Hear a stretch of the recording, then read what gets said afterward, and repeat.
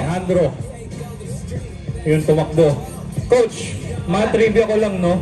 Yung Yamaha T-Max, yan po ay 560cc na scooter.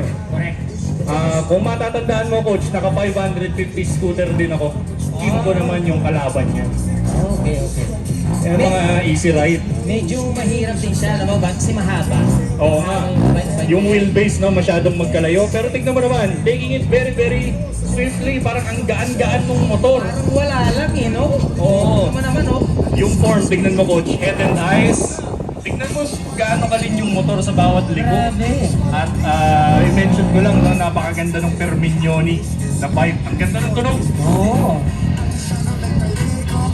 Right-hander Ay, sa ating modified figure eight. Left-hander, maintaining the form, head and eyes. Yeah. Right-hander, papunta sa huling cone ng ating modified figure eight. Papunta na, ito exciting to, tulay. Ang laking motor, pupunta sa tulay. Yan o. Move! Malinis.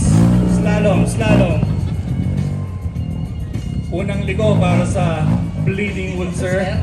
Yan, right-hander. Siguro hindi pwede dyan yung kumain.